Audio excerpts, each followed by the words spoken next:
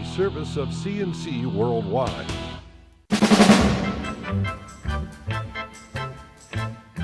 CNC Podcasts are a service of CNC Worldwide, brought to you by the Greece Chamber of Commerce, providing more than 800 member companies with business solutions since 1984.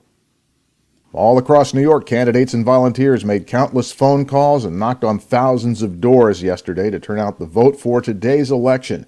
Polls are open through 9 p.m. statewide, and the races we're most interested in locally, the 55th District State Senate campaign in eastern Monroe and Ontario counties, and Congresswoman Louise Slaughter's bid for re-election against Republican challenger Mark Cassini in the 25th House District.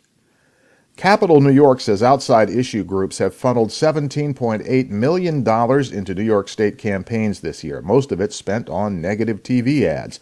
Filings with the State Board of Elections show of that nearly $18 million, $14 million went for state Senate campaigns, most of it on the half-dozen critical races that will decide if Republicans regain control of the upper house in Albany. PACs, as of this past weekend, had spent $913,884 in the 55th State Senate District in Monroe and Ontario counties.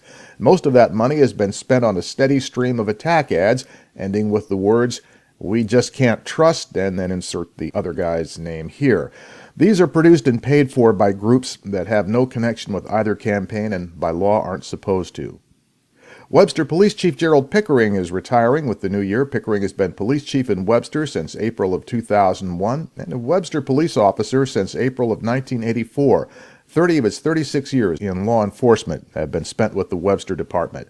Supervisor Ron Nesbitt says through the town website he accepts Pickering's retirement with great reluctance. Pickering is not getting out of public safety, though. He's taking a new job with the University of Rochester as Deputy Director of Public Safety starting in January. Eastbound drivers on I-490 will notice a special thank you to the community as they pass Mount Read Boulevard. The electronic billboard to the left of the expressway carries the photo of slain Rochester police officer Darrell Pearson and a message reading, "We thank you for your support from the Rochester Police Locust Club." It's been 2 months since Officer Pearson was shot and killed chasing a parole violator after a traffic stop. The Locust Club president says they have received thousands of cards and letters, donations as well for the officer's family.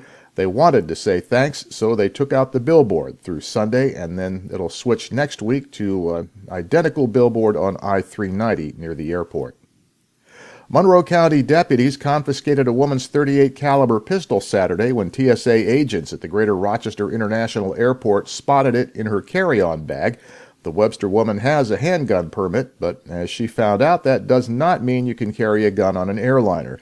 TSA spotted the gun on their X-ray machine and called deputies. They secured the gun, but after an investigation, no charges were filed. A person with a carry permit may pack a gun in their checked baggage as a general rule, but it has to be unloaded and properly secured. The Irondequoit Bay Outlet Bridge is now open to highway traffic until spring. Monroe County highway crews swung it into position Monday morning. The seasonal bridge connects Irondequoit and Webster across the mouth of the bay from the start of November through the start of April. The rest of the year it is swung back against the Irondequoit shore so boats can get from Lake Ontario into the bay. As the investigation into the fatal trick-or-treating accident in Greece continues, the teenager who survived being struck by a car has been upgraded to stable condition at Strong Memorial Hospital. Greece police continue their investigation. They have secured the black box from the minivan that struck 16-year-old Nicole Moore and 3-year-old Tavier Granderson. The 3-year-old was killed. Both children had just come from the city in a caravan of family cars to go trick-or-treating in Greece on Halloween.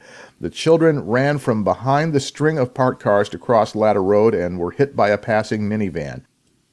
Greece police are seeking a 16-year-old girl missing since Sunday afternoon after a fight with a member of her family.